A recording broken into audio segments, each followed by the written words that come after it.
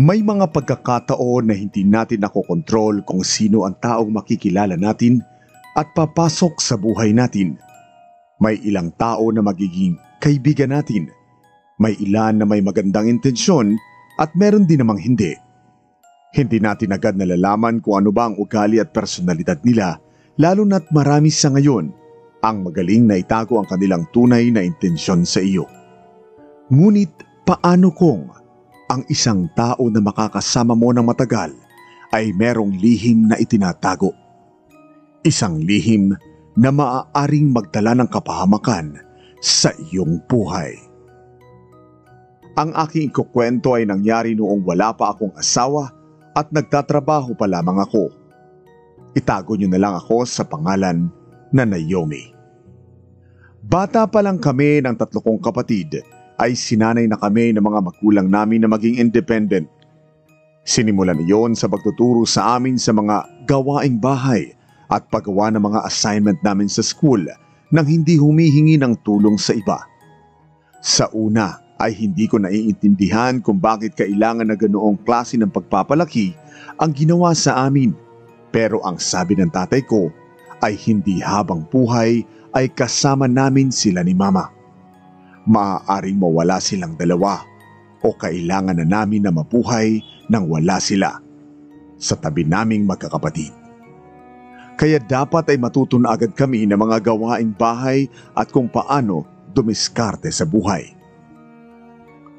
Lumaki ako na hindi masyadong humihingi ng tulong sa ibang tao kahit pa maraming pagkakataon na nahihirapan ako. Nasanay ako na lahat ng bagay at problema ay pasanin ko ng mag-isa. After ko makagraduate ng college at nakapagtrabaho na ako, ay doon ko na-realize na maganda rin na sinanay ako ng parents ko na maging independent. Kaistorya, hindi na ako masyadong nahirapan noong kinakailangan kong umalis sa bahay at tumira sa isang boarding house dahil masyadong malayo ang bahay namin sa pinagtatrabahuhan ko. Doon ay kailangan kong kumilos ng ako lang.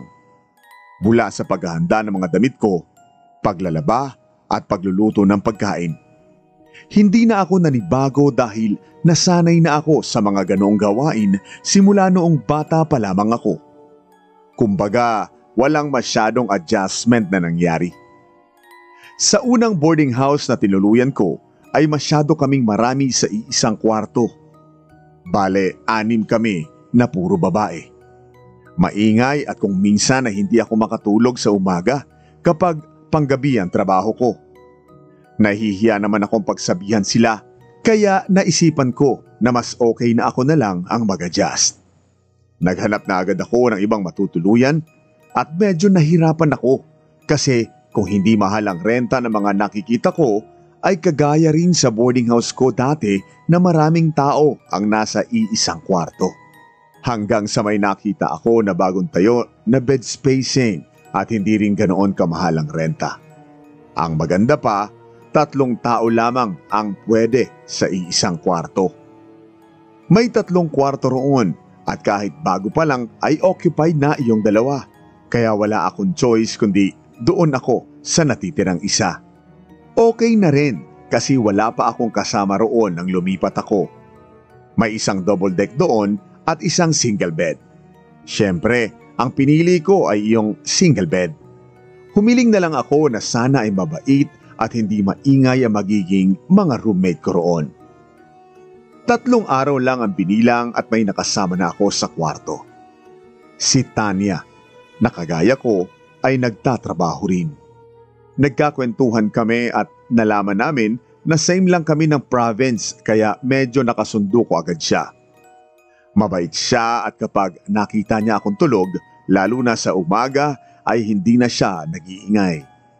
Makalipas lang ang 1 linggo ay may isa pang nagrenta roon at sa kwarto namin ni Tanya siya napunta. Ang pangalan niya ay Mara. Kung pagbabasehan ko ang itsura niya, siguro ay nasa 30s na siya. Tinawag ko siyang ate pero nagalit siya at hindi ko raw siya kapatid para tawagin ko siya ng ganoon. Unang kita ko pa lamang kay Mara ay may kakaiba na akong naramdaman sa kanya. Kaistorya, pailalim siya kung tumingin Tapos ang seryoso palagi ng mukha niya. Isang maliit na maleta lang ang dala niya at nang ipakilala siya sa amin ng landlady ay hindi man lang siya ngumiti na para bang may galit siya sa amin ni Tanya. Nang pumasok siya sa kwarto ay dumiretso na siya ng upo sa single bed kung saan naman ako nakapwesto. Mara, ako kasi dyan sa single bed. Ang available na lang ay yung sa taas ng double deck. Ang nahihiya kong sabi kay Mara. Gusto ko rito. Ikaw na lang doon sa itaas ng double deck. Seryosong sabi ni Mara. Titig na titig siya sa akin na para bang nababasa niya ang kaloob-looban ko. Hindi ko alam kung bakit may nararamdaman akong takot sa kanya. Kaistorya, siguro ay dahil sa boses niya na medyo malalim at seryoso. Tapos grabe pa siya makatingin na parang kaya kanyang pasunurin sa lahat ng sasabihin niya. Sige, doon na lang ako. Lilipat na lang ako sa double deck. Ikaw na dyan sa single bed. Ang nakangiti kong sabi kay Mara. Hindi makapaniwalang napatingin si Tanya sa akin. Hindi niya siguro inakala na papayag ako ng ganoon kadali sa gusto ni Mara. Pero dahil sa natakot ako kay Mara, ay pumayag na lang ako sa gusto niya. Habang naglalagay si Mara ng mga gamit niya sa aparador, ay sinabihan niya kami ni Tanya na ayaw niya ng maingay at masyadong madaldal. Hindi raw porket nasa iisang kwarto kami ay pwede na namin siyang maging kaibigan. Hindi na lang kami umimik ni Tanya. Alam ko na hindi rin maganda ang pakiramdam ni Tanya kay Mara base sa pag-irap niya sa bago naming roommate. Isang gabi, habang kumakain kami ni Tanya sa malapit na karinderya, ay napag-usapan namin si Mara. Ang creepy ni Mara, no? Parang may alam na black magic. Bigla kanyang napapayag na umalis sa single bed ng ganoon kadali. Ani Tanya. Hindi naman. Ayoko lang kasi na mahabang diskusyon kaya pumayag ako. Saka may mga ganoong tao talaga, iyong seryoso at ayaw makipagkaibigan. Siguro dapat ay erespeto na lang natin siya para walang gulo. Turan ko. Kahit na, maling-mali na agad siya para sa akin. Dapat nga siya ang makisama sa atin kasi bago siya.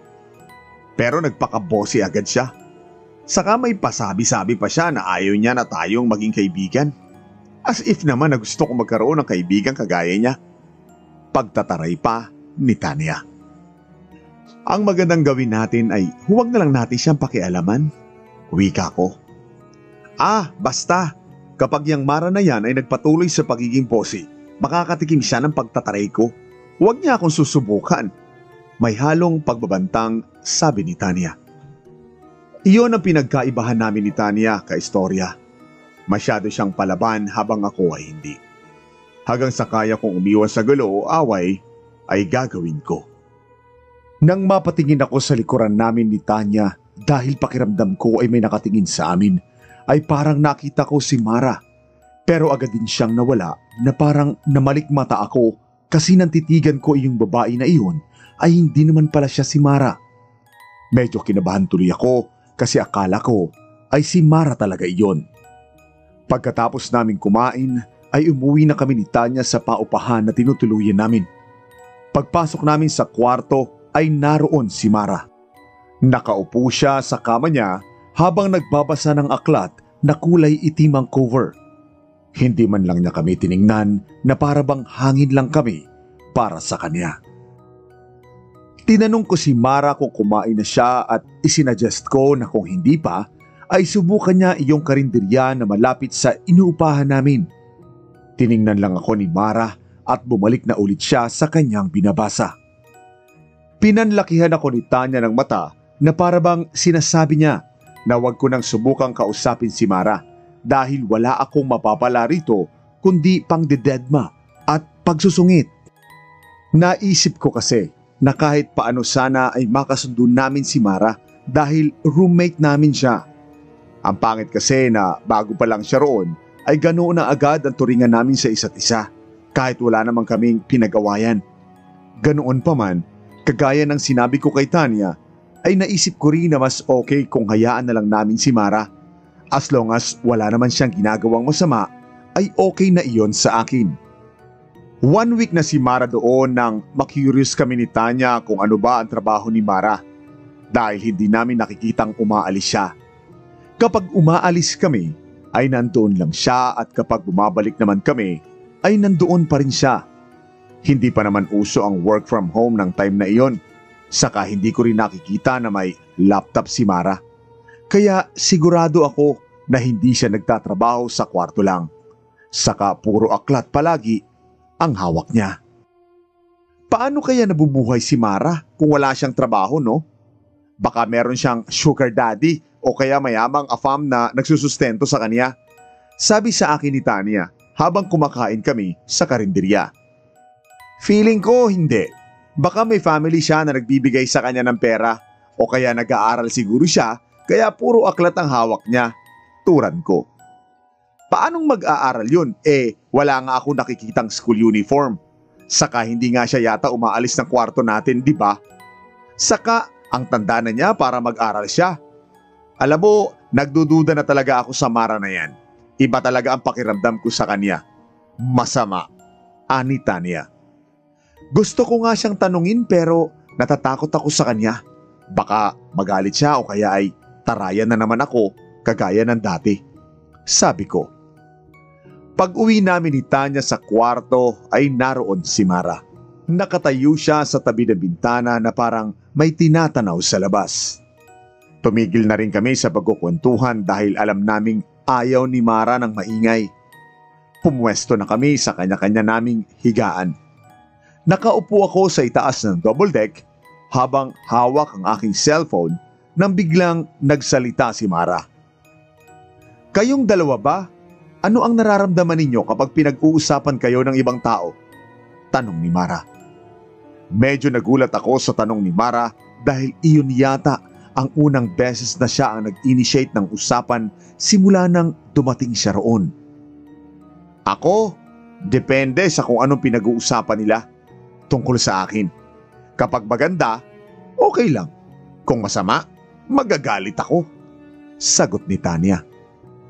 Ikaw, lumingon si Mara at tumingin siya sa akin. Bigla ako nakaramdam ng takot sa paraan ng pagkakatingin niya sa akin ka istorya. Natataranta pa nga akong sumagot. Ganon din ako. Kagaya rin ang sagot ni Tanya. Tugon ko. Kung ganoon, parehas kayong magagalit kapag pinag-uusapan kayo. Tapos hindi maganda ang sinasabi tungkol sa inyo. Bakit nyo ginagawa yon? Bakit nyo ako pinag-uusapan? Nanlilisik ang mga mata ni Mara. Hindi ka namin pinag-uusapan, tanggi ni Tanya. Pwede ba? Mga tsismosa na nga kayo, mga sinungaling pa. Sa oras na malaman ko ulit na pinag-uusapan nyo ako, hindi nyo magugustuhan ang gagawin ko sa inyo. Pagbabanta ni Mara. At bakit? Anong gagawin mo sa amin? May paghahamon na tanong ni Tanya. Hindi na siguro nagustuhan ni Tanya ang pagbabanta ni Mara. Di pag-usapan niyo ulit ako para malaman niyo kung ano ang kaya kong gawin. Nakangising sabi ni Mara at lumabas na siya ng kwarto. Parehas kaming hindi makapaniwala ni Tanya kung paano nalaman ni Mara na pinag-uusapan namin siya habang nasa karinderya kami. Hindi naman namin siya nakita roon dahil hindi siya kumakain doon. Kaistorya, ang sabi ni Tanya ay baka raw aswang o mangkukulam si Mara kaya malakas ang pandinig nito. Mas lalo tuloy ako natakot kay Mara. Naisip ko kasi kung ano ba ang kaya niyang gawin sa amin ni Tanya. What if tama si Tanya na mangkukulam o aswang si Mara? Baka mamaya ay makita na lang kaming walang buhay sa kwarto at wala na ang aming mga lamang loob. Kaya sinabi ko kay Tanya na iwasan na namin ang mapag-usapan si Mara, lalo na kapag nandoon kami sa karinderya. Hindi ko na rin binibigyan pa ng ibang meaning kung bakit nalaman ni Mara na pinag-uusapan namin siya. Ang iniisip ko na lang ay narinig talaga ni Mara at nandoon siya sa karinderya tapos hindi lang namin siya napansin ni Tanya. Part 2. Simula nang kausapin kami ni Mara ay hindi na namin siya ginawang panghimaga sa tsismisan kapag kumakain kami sa karinderya. Naging tahimik na rin kami sa kwarto namin at tinanggap ko na lang na hindi namin magiging ka-vibe si Mara. Siguro nga ay may mga tao na kahit hindi ka pa lubusang nakikilala ay mainit na agad ang dugo sa iyo kahit wala ka namang ginagawang masama o mali sa kanya. May isang beses pa nga na papasok na sana ako sa banyo para maligo. Isang umaga. Kasi papasok na ako sa trabaho nang biglang dumating si Mara. Tinitigan niya lang ako at natakot na ako kaya siya na ang pinauna ko. Muntik pa nga akong malate noon sa trabaho dahil ang tagal ni Mara sa paggamit ng banyo.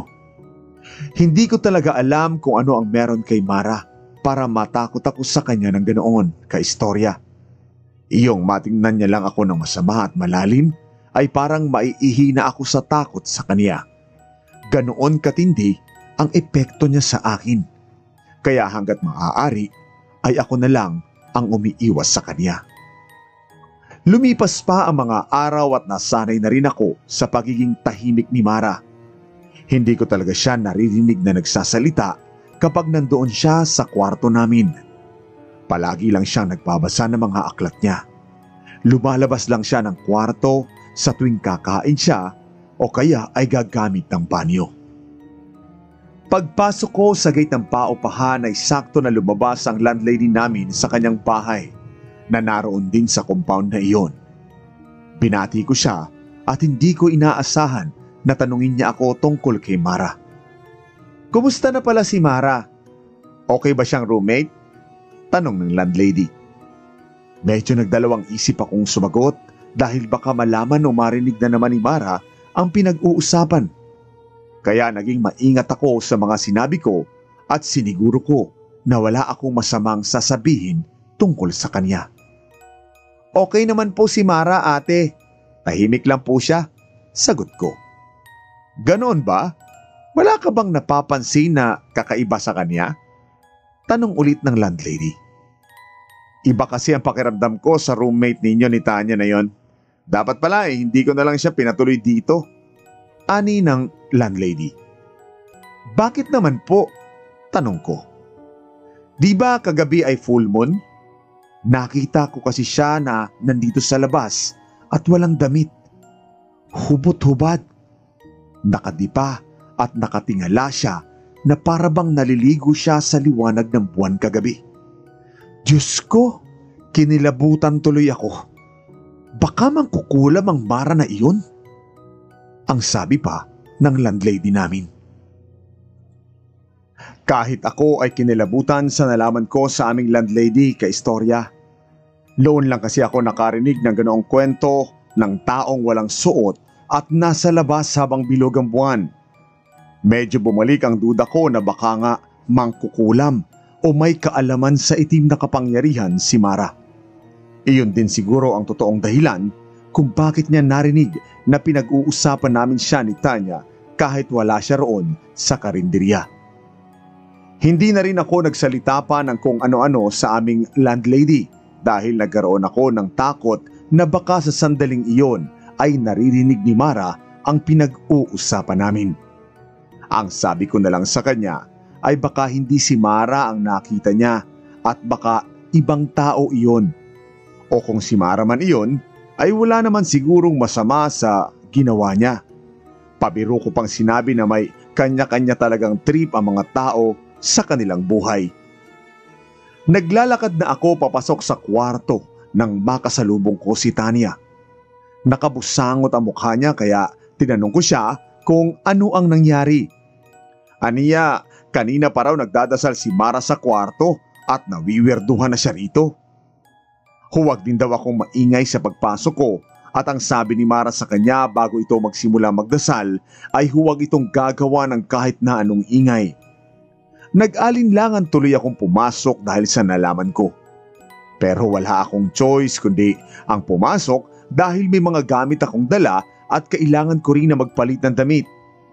Sinabi ko kay Tanya na baka pwede niya akong hintayin sa labas dahil parehas pa kaming hindi kumakain. Magkasabay na lang ulit kaming maghahapunan sa karinderya. Kinabahan ako nang buksan ko ang pinto. Totoo nga ang sinabi ni Tanya. Nagdadasal si Mara pero parang hindi bastang dasal ang ginagawa niya. Dahil naka-Indian seat siya sa sahig at may 6 na kandilang itim sa harapan niya. Gumagalaw pa ang bibig niya habang nakapikit. Tahimik akong pumasok at napakabagal ng paggalaw ko para hindi ako makagawa ng kahit kaunting ingay. Isinabit ko ang bag ko sa likod ng pinto at maingat kong binuksan ang aparador. Kumuha ako ng pambahay na damit at nagpalit ako. Nang kinukuha ko na ang susi sa bulsa ng suot kong pantalon, ay biglang nalaglag ang susi sa sahig. Mariin akong napapikit. Nang tingnan ko si Mara, ay nakatingin siya ng masama sa akin na parabang napakalaking kasalanan ang aking nagawa. Sorry, hindi ko sinasadya. Paghingi ko ng paumanhin. Matagal niya akong tinitigan. Labas! Lumabas ka! Pagtataboy ni Mara sa akin at muli siyang pumikit. Nagmamadali kong kinuha ang susi sa lapag at lumabas na ng kwarto. Takot na takot talaga ako kay Mara ng sandaling iyon kaistorya.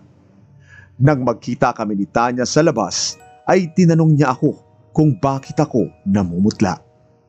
Ang sabi ko ay huwag na lang naming pag-usapan. Ayoko lang talagang pag-usapan namin si Mara at baka marinig na naman niya kami. Ang sabi ko na lang kay Tanya ay gutom na ako, kaya siguro ako namumutla ng ganun.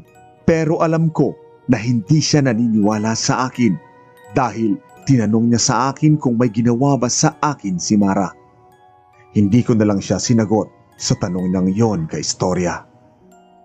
Habang kumakain kami ni Tanya, ay pinipilit niya na isingit sa usapan namin si Mara. Pero lagi kong sinasabi sa kanya na huwag na naming pag-usapan si Mara at baka marinig niya kami. Nabanggit din niya sa akin na naikwento ng landlady namin sa kanya iyong nasa labas si Mara habang walang saplot. Tanya, pasensya ka na. Ayoko na talagang pag-usapan si Mara. Baka mamaya ay malaman na naman niya, sabi ko. Naniniwala ka na naman sa babaeng iyon? For sure, hinulaan lang niya na pinag-uusapan natin siya. Kung may kapangyarihan nga talaga siya, dapat ay dati pa na may nangyari sa atin. Di ba? Tinatakot lang niya tayo. Feeling ko nga lang, hindi man kukulam ang babaeng iyon kundi may sira sa ulo. Sino ba namang matinong tao ang lalabas ng gabi ng walang suot? Hang naiiling na sabi ni Tanya. Tama na please, iba na lang ang pag-usapan natin. Huwag nang si Mara. Pakiusap ko kay Tanya. Kinabukasan ng umaga ay nauna akong magising kay Tanya. Naligo na ako. Nakabalik na ako sa kwarto ay nakahiga pa rin si Tanya at nakabaluktot siya habang balot ng kumot. Akala ko ay natutulog pa siya kaya ginising ko siya. Hoy, Tanya! Anak ka ba ng may-ari ng kumpanya nyo at nakahiga ka pa rin dyan? Bumangon ka na at baka malate ka sa trabaho mo, sabi ko sa aking kaibigan. Hindi mo na ako papasok ngayon. Ang sama ng pakiramdam ko eh. Para akong lalagnating tapos ang sakit ng tiyan ko. Ang nakangiwing sabi ni Tanya. Ganun ba? Sandali at ikukuha kita ng gamot. Mabuti na lang at palagi akong may nakatabing gamot sa lagnat at pananakit ng tiyan. Nag-aalala kong sabi. Habang kinukuha ko ang gamot sa aparador ay narinig ko na sumuka na nga si Tanya. Nang makita ko siya ay nangihina na siya dahil hindi niya magawang makatayo. Dumukwang na lang siya sa gilid ng higaan at sumuka siya sa sahig. Kulay dilaw na likido na parang malapot ang nakita ko na isinuka niya kaistorya. Tinanong ko si Tanya kung kaya ba niya kasi kung hindi ay dadalhin ko siya sa ospital. Aniya, kaya naman niya. Kakain na lang daw siya pagkaalis ko at iinumin ang mga gamot na ibibigay ko sa kanya. Huwag na raw akong mag-abala pa na linisin ang kalat niya at baka malate pa ako sa trabaho ko. Nung time na iyon ay nakahiga pa si Mara sa kama niya at mukhang natutulog. Nang paalis na ako ay saka ko naalala na kailangan ko na nga palang magbigay sa aming landlady ng bayad para sa renta. Bago ako umalis ay dumaan muna ako sa bahay niya at kumatok. Nang buksan ng landlady ang pinto ay napansin ko agad na hindi rin maganda ang lagay niya. Kagaya ni Tanya ay nangihina siya. Pagkabigay ko ng bayad sa renta ay tinanong ko siya kung ayos lang ba siya. Ang sagot niya ay kagabi pa masama ang pakiramdam niya. Masakit ang tiyan niya at ang bigat ng kanyang pakiramdam. Sinabi ko na ganoon din ang nararamdaman ni Tanya ng sandaling iyon. Ang sabi pa ng landlady namin ay baka may nakain o nainom sila ni Tanya na naging sanhi para sumama ang pakiramdam nilang dalawa. Nakapagtataka ang dahilan na iyon ng landlady namin. Dahil parehas lang naman kami ng kinain ni Tanya pero hindi sumakit ang tiyan ko at hindi sumama ang aking pakiramdam. Pag-uwi ko ay ganoon na rin ang pakiramdam ni Tanya. Hindi kaya may nakain ka na hindi maganda? Tanong ko kay Tanya. Ewan ko, hindi naman ako nababanyo. Puro lang ako suka saka nilalagnat na rin ako. Hindi nga bumaba ang temperature ko. Tugon ni Tanya. Mas okay pa siguro na dalhin na kita sa ospital. Magbibihis lang ako. Ang nag-aalala kong wika. Nako, huwag na. Kaya ko pa naman. Saka gastos lang yun. Wala na rin kasi akong pera at nagbayad na rin ako sa renta. Saka nagpadala na rin ako sa amin nung isang araw. Ani Tanya. E di, humiram ka na lang sa akin. May pera naman ako nakatabi. Sabi ko. Huwag na. Kaya ko talaga. Huwag kang mag-alala. Saka magsasabi ako sa iyo kapag hindi ko na kaya. Thank you ha sa concern mo. Tura ni Tanya. Nang mga sandaling iyon ay kami lang ni Tanya ang nasa kwarto. Wala noon si Mara at hindi namin alam kung nasaan siya. Ayon kay Tanya, tanghali nang umalis si Mara at hanggang sa oras na iyon ay hindi pa rin ito bumabalik. Sana nga raw ay hindi na bumalik si Mara para happy na kaming dalawa. Ang ginawa ko na lang ay ibinili ko ng gamot si Tanya para magtuloy-tuloy na ang pagbuti ng kanyang pakiramdam. Kinabukasan ay wala pa rin si Mara. Masama pa rin ang pakiramdam ni Tanya pero aniya ay medyo umokay na siya kaya baka raw sa susunod na araw ay makapasok na ulit siya sa pagtatrabaho. Naiwanan na namang mag-isa si Tanya sa kwarto namin. Pagdating ko ng gabi sa paupahan ay wala pa rin si Mara. Nagulat ako nang bigla akong hilahin ni Tanya at sinabi niya na meron siyang na-discover sa mga gamit ni Mara. Pinagalitan ko siya kasi nakialam siya sa gamit ng ibang tao nang hindi nagpapaalam. Aniya, kung hindi niya raw iyon ginawa ay hindi niya malalaman ang totoong pagkatao ni Mara. Ipinakita sa akin ni Tanya ang dalawang aklat na nasa ilalim ng kutsyon ni Mara. Ipinakita niya sa akin na nakapaloob sa mga aklat at puro iyon Latin. May mga kung ano-ano rin daw na mga bagay sa maleta ni Mara, kagaya ng mga bote na may laman na langis. Pati na rin mga ugat ng halaman. Meron din daw manika na parang sa mangkukulam, kaya ang hinala niya raw ay talagang mangkukulam si Mara. Kung dati raw ay nawala ang hinala niya na mangkukulam si Mara, ay bigla nang bumalik ang hinala niyang iyon dahil sa mga nakita niya sa gamit ni Mara. Talagang natakot at kinabahan ako sa ginawa ni Tanya na pakikialam sa mga gamit ni Mara. Sinabi ko sa kanya na mali pa rin ang ginawa niya. Paano na lang kung malaman iyon ni Mara at kung ano pa ang gawin nito? Ang sabi ni Tanya ay wala akong dapat na ikabahala dahil siniguro niya na naibalik niya sa dati ang mga gamit ni Mara at hindi nito mahalata na ginalaw ang mga iyon. Alam mo, may hinala rin ako na kinulam niya kaming dalawa ng landlady natin. Di ba kami lang naman ang may mga nasabing hindi maganda sa kanya? Ang dapat talaga sa babaeng iyon ay paalisin na rito eh.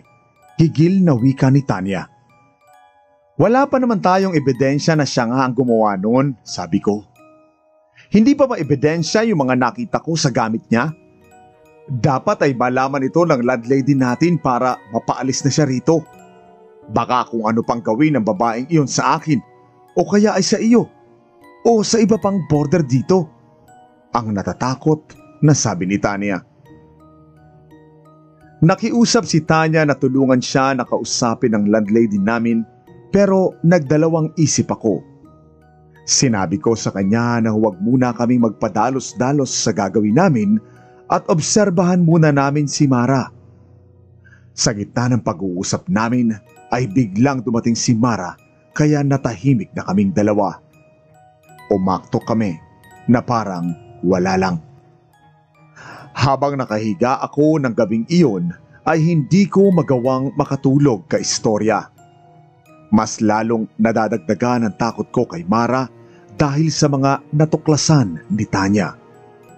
Naniniwala kasi ako na totoo ang mga mangkukulam dahil sa lumaki ako sa probinsya at may ilang pagkakataon na akong nakakita ng mga nakukulam. Madaling araw na ako nang makatulog. Pero naalimpungatan ako dahil may kakaiba akong naaamoy. Nang ibukas ko ang aking mata at masanay ang aking mata sa dilim, ay nakita ko si Mara na nakatayo sa ibabaw ng kanyang kama habang may hawak na bagay na umuusok. Umuusal siya ng mga salitang hindi ko maintindihan. Sa takot ko na baka kung anong ginagawa niya ay napasigaw ako at nagising na rin si Tanya. Nagmamadaling binuksan ni Tanya ang ilaw at agad niyang sinigawan si Mara. Anong ginagawa mo? Kinukula mo kami, no? Sigaw ni Tanya. Pinakialaman niyo ang gamit ko. Akala niyo ba ay hindi ko malalaman? Ganting sigaw ni Mara. Kung hindi ko ginawa iyon, hindi ko malalaman na mangkukulam ka. Kaya humanda ka dahil sisiguraduhin kong mapapaalis ka rito. Pagbabanta ni Tanya. Ngumisi si Mara at tiningnan niya kami ni Tanya ng matalim.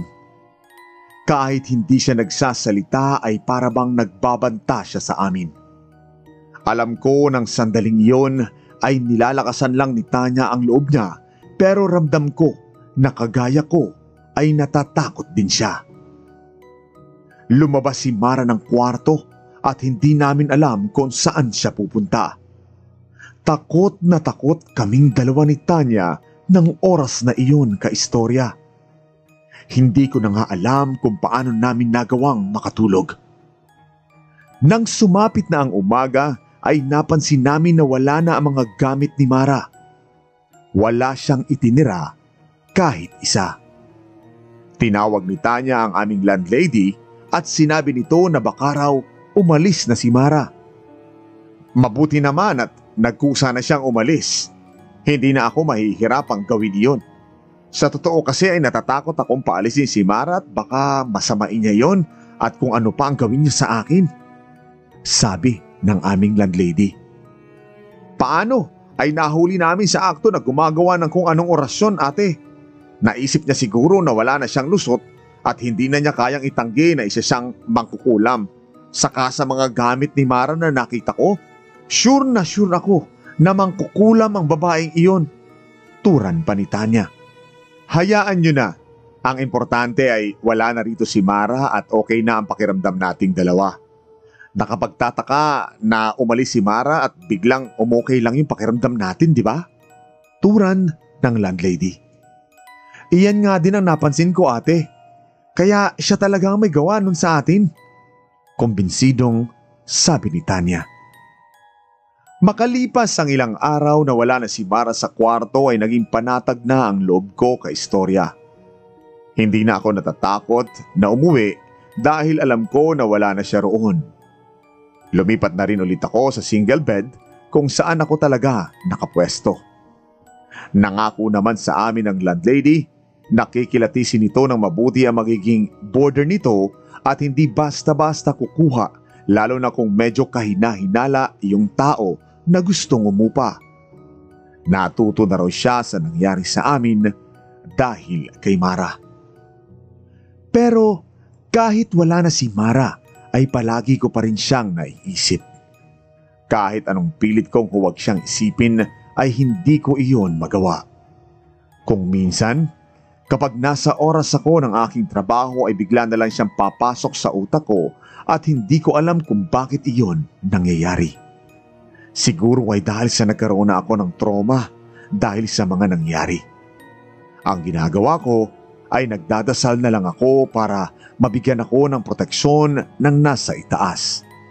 Kasi may pakiramdam ako na may mali dahil hindi maalis sa isip ko si Mara kahit ilang araw na siyang wala. Kahit pala si Tanya ay ganoon din. Isang araw kasi, habang nasa karinderya kami ay nabanggit niya sa akin na simula nang umalis si Mara ay palagi na niya itong naiisip at kahit anong pilit niyang huwag itong isipin ay hindi niya magawa. Ako nga rin, ganyan din ang nangyayari sa akin. Yung wala naman akong balak na isipin siya pero bigla na lang siyang pumapasok sa utak ko. Madalas nangyayari yan sa akin bago ako matulog kaya late na ako palagi nakakatulog. Sabi ko kay Tanya. Hindi kaya may ginawa sa atin si Mara? Baka kinukulam niya tayo para kahit hindi na natin siya kasama sa kwarto ay naghihirap pa rin tayo dahil sa kanya? Suspetsa ni Tanya. Napaisip ako sa sinabing iyon ni Tanya kay Storya. Ang sabi ni Tanya ay baka kailangan naming humingi ng tulong sa marunong mag-alis ng kulam o kung anuman ang ginagawa ni Mara sa aming dalawa. Baka raw kasi lumala pa iyon at magsisi na lang kami sa huli.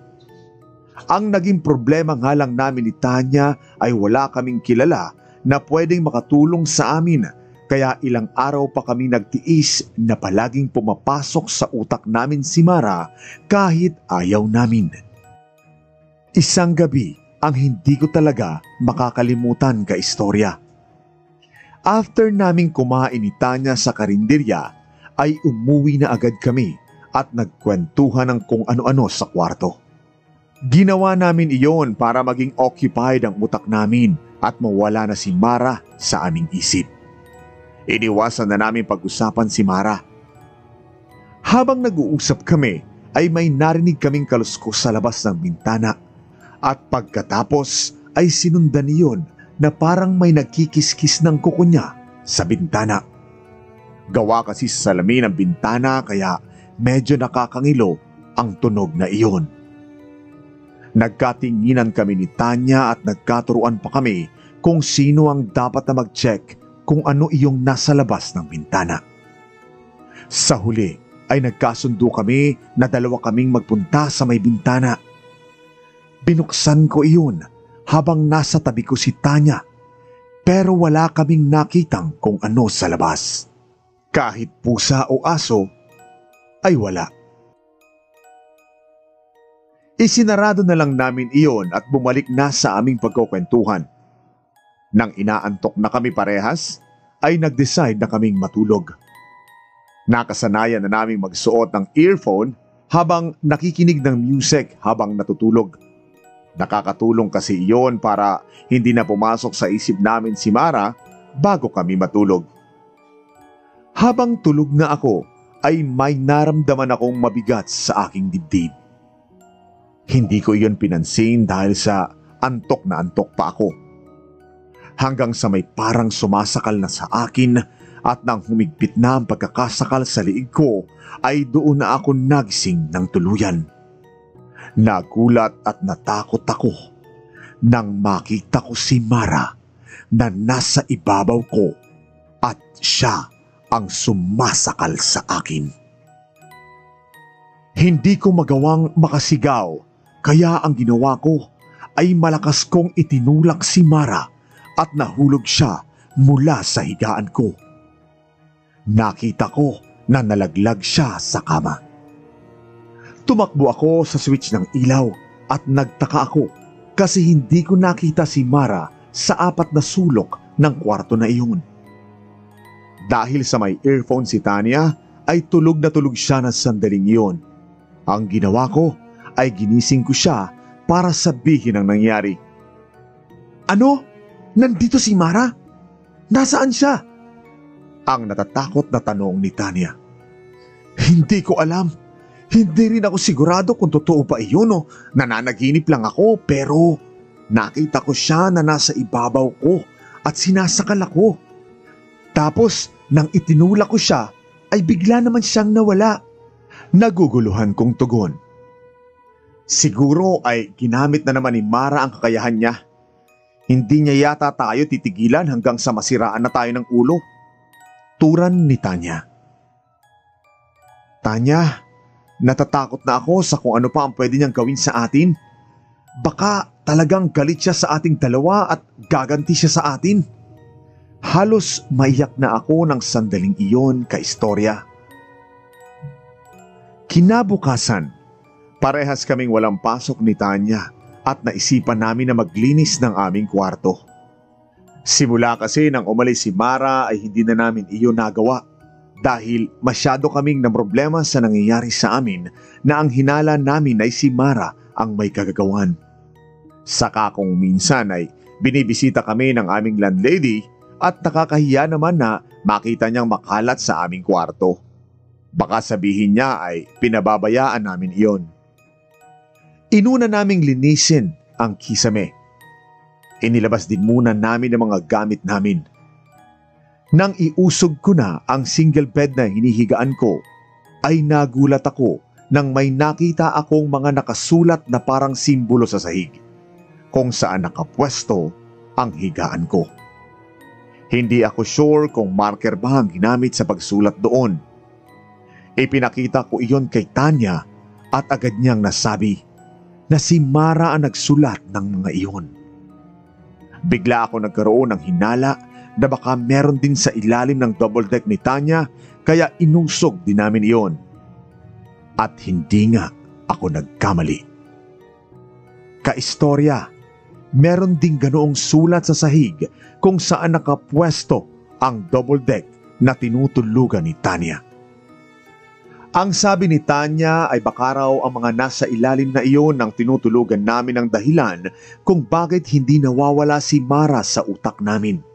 Kaya ang ginawa namin ni Tanya ay binuran namin gamit ang tubig at sabon ang mga nakasulat sa sahig. Umaasa ako na kapag naburan na namin ang mga iyon ay magiging okay na kaming dalawa. Madali naman naming nabura ang nasa sahig kaistorya. Sinabi ko kay Tanya na sana dahil sa aming ginawa ay hindi na kami magawang guluhin pa ni Mara kahit pa hindi na namin ito kasama. Inobserbahan namin ni Tanya ang mga araw na lumilipas at parehas kaming hindi na naiisip si Mara. Naging maayos na rin ang pagtulog naming dalawa at dahil doon ay nasiguro namin na may kinalaman nga iyong mga nakasulat sa sahig kung saan nakapwesto ang aming mga higaan kaya nagagawang guluhin ni Mara ang mga utak namin. Nagpapasalamat din ako na hanggang sa kasalukuyan ay hindi pa rin nagkukrus ang landas namin ulit ni Mara. At sana ay huwag na talaga. Ibang takot kasi ang ibinigay niya sa akin sa maikling panahon na nakasama ko siya sa iisang kwarto. Nagpapasalamat din ako sa Diyos dahil hindi niya hinayaan na may mangyaring masama sa amin ang kaibigan ko na si Tanya. Speaking of Tanya, until now ay magkaibigan pa rin kaming dalawa. Nasa ibang bansa na nga lang siya at doon nagtatrabaho. Pero halos araw-araw naman kaming nagkaka-chat at video call para magkumustahan. Dito ko na tatapusin ang pagkukwento ko kay istorya. Thank you dahil nabigyan mo ako ng chance na maibahagi ito sa napakarami mong listeners at viewers. Pagpalain ka palalo ng ating Panginoon. Lubos na gumagalang, Naomi. Sadyang may mga pagkakataon na hindi natin kontrolado kung sino ang mga taong makikilala natin at papasok sa ating buhay. Maging maingat tayo sa mga taong hindi pa natin lubusang kilala. Hanggat maaari, ay alamin natin ang totoo nilang intensyon sa atin. Ngunit may mga tao rin na kung hindi naman natin sila gagawa ng masama, ay wala rin silang gagawing masama sa atin ng pabalik. Iwasan natin na maging mapangusga kung minsan at pag-usapan ng ibang tao, lalo na kung hindi tayo sigurado sa sinasabi natin tungkol sa kanila. Mas makabubuti kung mag-focus na lang tayo sa sarili nating buhay at kung paano natin ito mapapaunlad at mapapaganda.